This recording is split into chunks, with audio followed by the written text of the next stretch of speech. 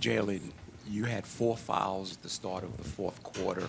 Were you surprised that the coach put you in at that point, or did you think that he might let you sit for a minute?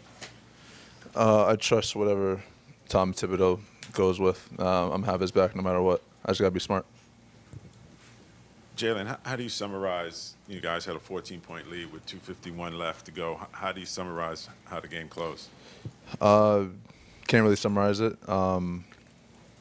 Give them a lot of credit. They closed the game out like they've been doing it all playoffs. Just not really good on our part.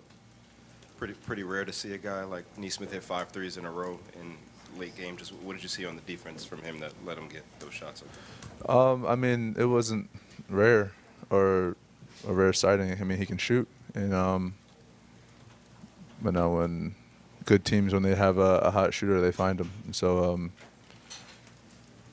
it's just not good on our part, and finding him in transition and him getting open spots.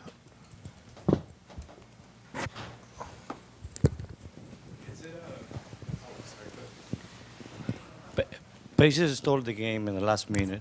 How difficult is to recover from something like this, and where learning from this? Tomorrow we watch film and get together as a team and just reevaluate and then be ready for game 2. The lead was so big with so little time left. In the moment, are you realizing, kind of seeing it going down quickly, and are you realizing how hot he is? I mean, yeah. I mean, once he hits one, you got to be on high alert, and so I got to do a better job of finding him. And I think he had like one or two that started it off, and with me in the vicinity, and just not a way to close the game. Jalen, and end of the game, they started trapping you more, like in the fourth. How'd you feel like you responded in those situations, and what do you feel like you could have done there? Not turn the ball over and give my teammates a better chance to close out this game. Just turn the ball over doesn't help us. And, do you feel like you got off the ball quick enough? Or? I feel like I can, but also I feel like I know how not to turn the ball over. And so, just like I said, it's not a good way to end the game. Kat, how tough is this loss for you guys, and how do you guys bounce back? I mean, any game you lose is tough, especially in the playoffs. How you bounce back? I mean, you just get back in the lab. Tomorrow we get to practice, watch the film, and get ready for the next one. That's the only way you bounce back.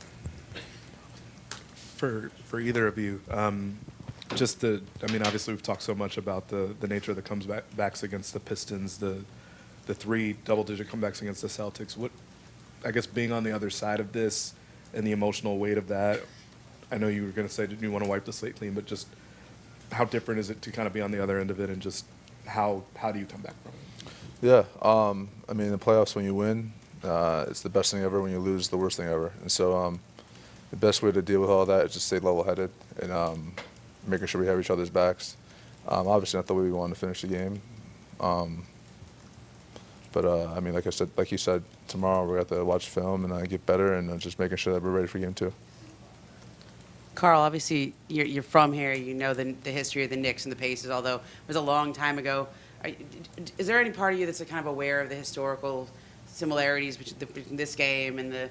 I know Tyrese did the choke gesture. You know, the same thing with Reggie Miller on the call. Is there any part of you that's thinking about that, or can you process that as a New Yorker? I mean, it's our job to make history. So we're not here to repeat history. We're here to make history. So that doesn't pop into my mind. You know, I only think about the present and what we could do right now so we can make our own history. For either one of you, I mean, for 46 minutes, you guys were keeping up with their pace. You guys were kind of meeting their intensity on the glass. Is it hard to, I know probably right now it is, but when you step back and you look at this game, you guys did what you needed to do to win the game until the final 2 minutes. Can there be positives that you take from this and build on it as you go into game 2 and not get too down on yourself? I mean, we didn't do what we needed to do. We would be coming in here talking a whole different ball game, but there's a lot of things, like you said, that we did good, and we put ourselves in a position to win. It's just about, I've said this multiple times, just executing and being disciplined for 48 minutes, doing that for more of the game than we've done in the last 2 series. We got to be better, in this series, especially against this team, and You know, like you said, we played 46 good minutes. Those 2 minutes is where we lost the game, and that's on all of us. So we all got to be better. We all got to step up to the plate. Jalen, does the experience in the playoffs of dealing with adversity and overcoming adversity come into play here after a game like this? Yeah. Obviously, it's not a good feeling, but a lot of basketball left to be played. So we can't sulk. We just got to get better. Two questions, one for you, Jalen, and for Kat. Did the referees give you an explanation of why they didn't call goaltending on your drive late? And then the other question is, when Obi, you guys were down 1 and Obi got the dunk, was the plan to let him score right away, or was it to foul him? Answer your first question, no. No explanation. And